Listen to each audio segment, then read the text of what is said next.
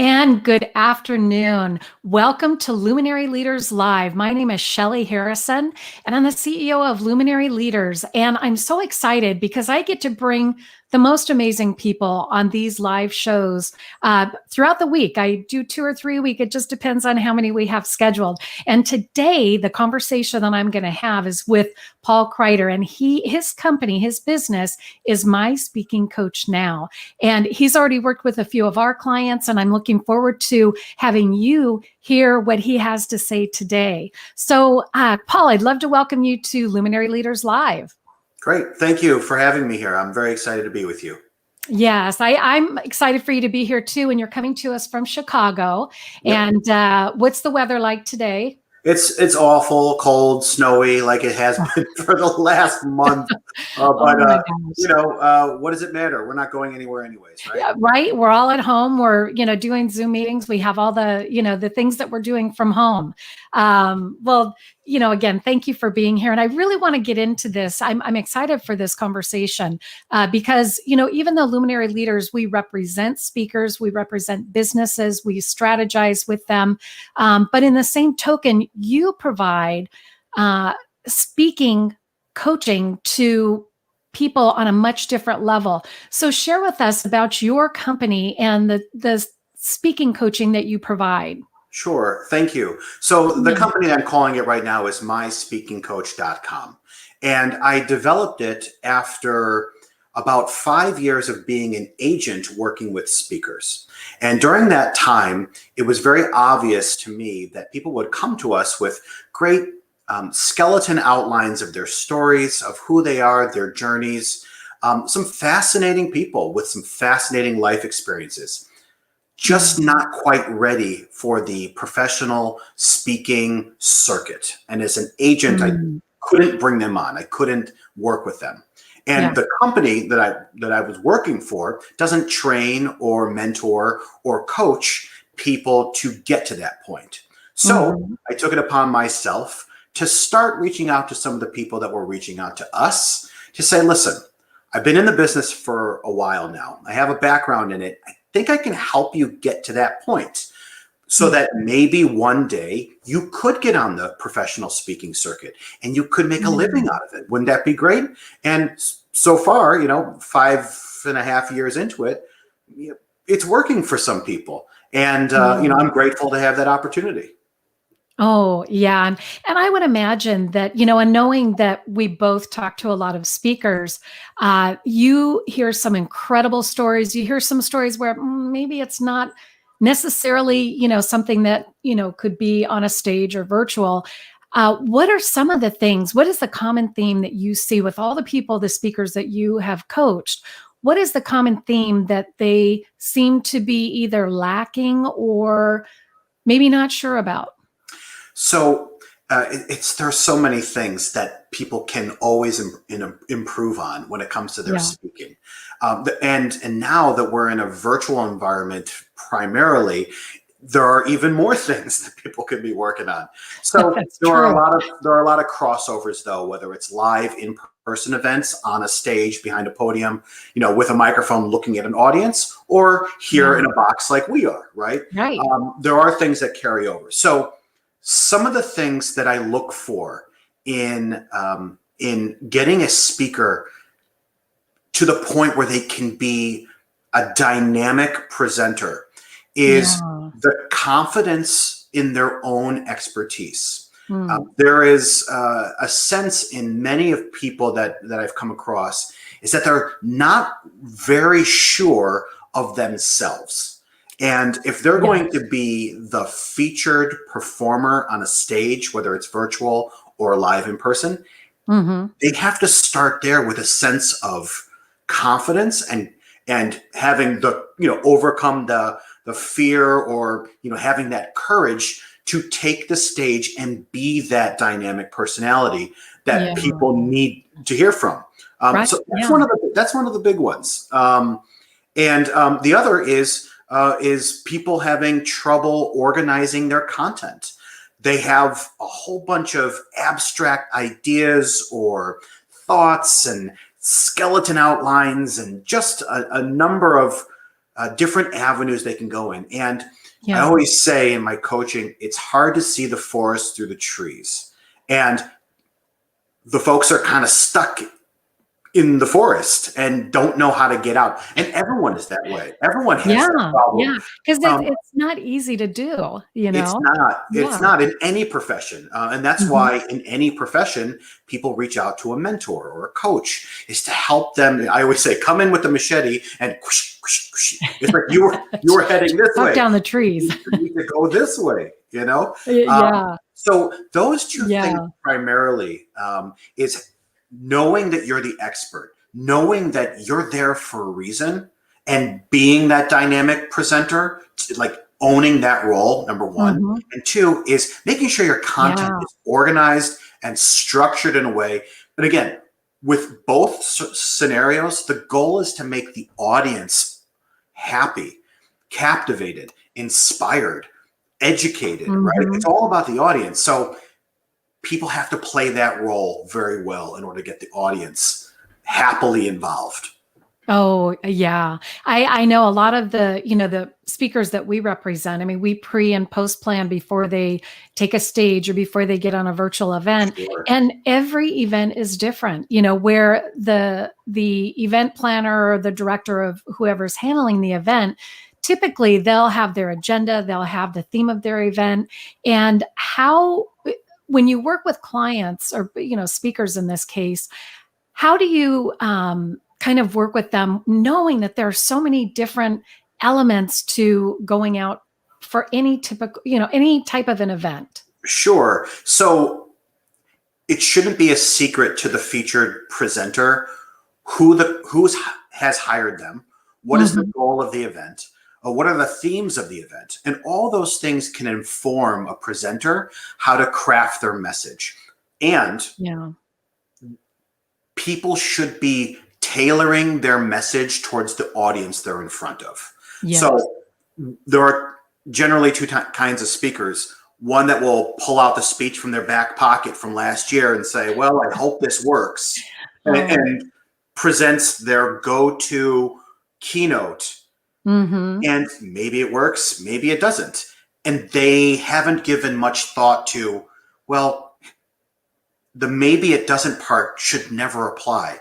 It should Yeah. always work, because what you should be doing is taking out that one from your back pocket, then having absorbed the details of the event, speaking to the event planners, going Mhm. through your materials and making sure that you have provided the elements that will make your event stand out, your content stand out for that particular group. The Yeah. event in Dallas is going to be different than the event in Chicago. And the event in Right. Chicago is going to be different than the one in San Diego. They're different people, they're different Mhm. groups. They need a different kind of performance.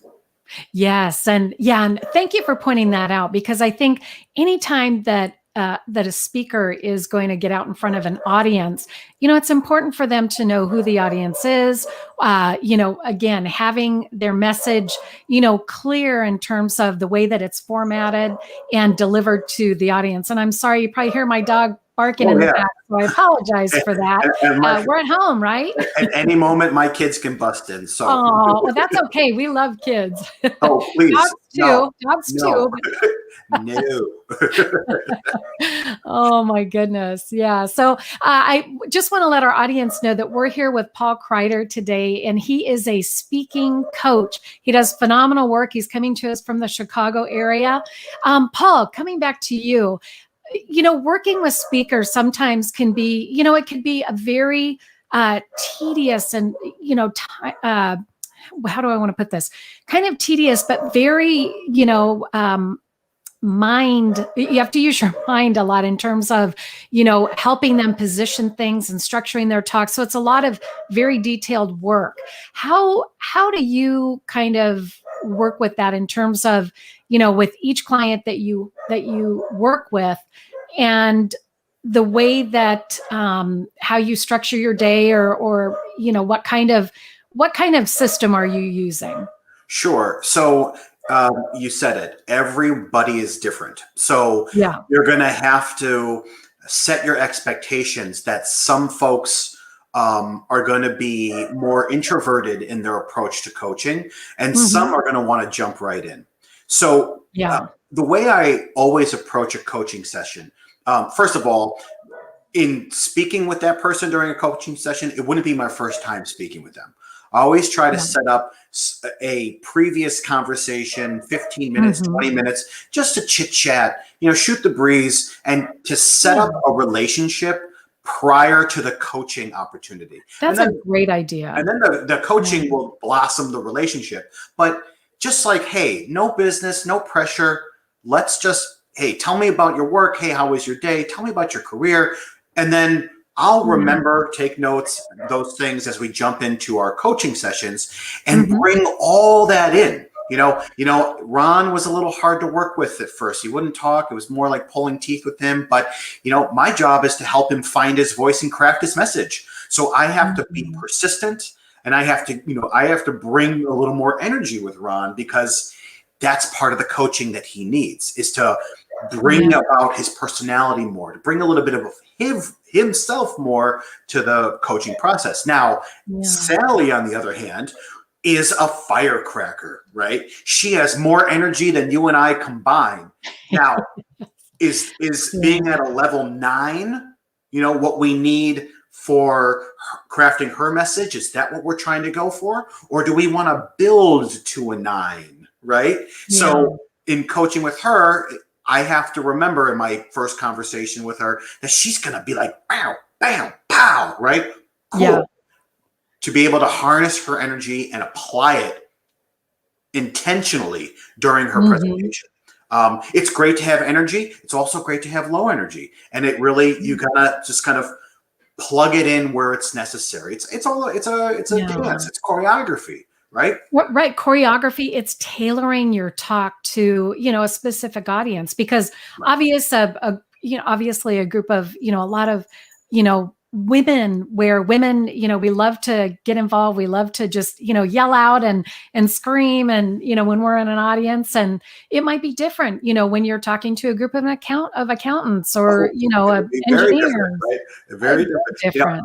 I like to use, I say performance a lot. And it's one of the things that I try to help a presenter understand, is that you're not just talking at an audience and presenting information.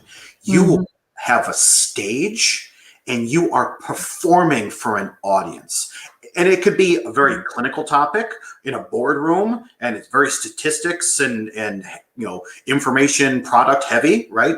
I work with sales teams that have a problem being storytellers, but they're very good at telling you about the product, right? I always frame it in the way that you're on a stage and you're performing, and the goal is to make the audience go like this, right? That was amazing, because that's what they came there for. Now, in terms of an energy level, in terms of how to get people to understand that no matter what the audience gives you, and in the virtual era, people are so concerned that I can't read the audience. I don't know if they're laughing at my jokes. I don't know if my content is working over. I'm used to making eye contact with people, right? And that's something we can't do now, okay? That's so true. But what I teach people in my coaching sessions is that it shouldn't matter if you can see the audience or not. Shouldn't matter that it's a full house or a half house, or that no one showed up. Your job is to perform, and perform admirably with full energy every time. Can you imagine if you went to go see Hamilton or Rent, right? And the cast was like, Friday night had more energy. People were more excited to be there. So we gave them more energy. But the Sunday afternoon matinee, it's grandfathers and babies, and does anyone really? Let's just bring it down a notch. No, doesn't matter. Doesn't matter who's in the audience. What matters is that you are prepared and that you deliver. And particularly in the virtual world, because later they might be recording it and watching it at some other time. And will they laugh? Will they cry? Doesn't matter. You've given them the opportunities to do those, and they'll do them on their own time, right? Yeah. No, that I love that information because that really hits home with, especially the virtual world right now. In fact, I just came off of an event where, we had a speaker, we had, several attendees, and he was very interactive and he got everybody involved. And even the people that, maybe they didn't, necessarily pay complete attention, he was able to really get them involved and have them, just kind of join the conversation, Right. so to speak. And you can't do that with every audience though. Some are, it's a too weird massive. thing. It's a weird thing to say that it doesn't matter if they're paying attention now. It does. It really does. In a virtual environment, it doesn't matter. Like Yeah. you do what you do, right? And that should translate as I am presenting engaging information and content. I am a confident storyteller, and I'm going to tell my story. Another thing I bring up when people are preparing to speak in a virtual world is the idea of stand-up comics, right? People will say, well, like improv, stand-up comedy. Yeah. They'll say, well, the comic gets a laugh and that's how he knows if it's working. Yeah, but the comic doesn't start out getting laughs. The comic starts out in his basement, in her laundry room, just going over the routine and being like, okay, pause. This is where they should laugh. Great. Move on and continue. So when it starts, there is no audience interaction. There is no laugh. You craft the set and you just do it, right? Right. Like you said, a performance and being prepared, I think, is the most critical piece, because if you're not prepared and you're that person that's just pulling out, their speech in the back of their pocket or out of their purse or wherever, they've got to do the research. They've got to, like you said, they have to know exactly what to expect when they get there, so that when they do get on stage and they perform, it's 100% or 110%, of a performance where they're really just killing it and having that it factor. Exactly. A lot of times with, with the people that we work with here at Luminary Leaders, I want them to differentiate themselves. And I'm sure you do too with the people that you work with, where, differentiating themselves is they're going to be memorable, not unmemorable. Right. Most people at an event, if someone is describing particular content or a best practice or a product that they're selling, most people will remember the person who stood out, not because their product was so wonderful or amazing. And sometimes that works, right? With the new Apple, whatever, right? I was like, oh, I'm going to remember that, right? But it's more of, do you remember the story that she told? Do you remember he sang? Didn't he sing at some point during that? And that's what people will remember. That's right. And not that it should replace your expertise or your content. It shouldn't replace those things, but they need to be equal. And what folks in my coaching business seem to need more is bringing the storytelling creative element up more to meet their fascinating expertise in content. Yeah. Wow. Well, you have shared some incredible information, Paul. And, I'm so glad that we're connected. I mean, we're going to be connected and just collaborate down the road, I know, with the work that we do. And for people to reach you, I know that you have a special offer, which, is on your website. Can you kind of quickly share that? And then we'll finish our live here. Sure. Thank you for having me. It's so nice to be part of this experience, and I really appreciate it. You guys do great work, and I'm happy to be a resource for you whenever I can. And I appreciate that. People can find me at myspeakingcoach.com.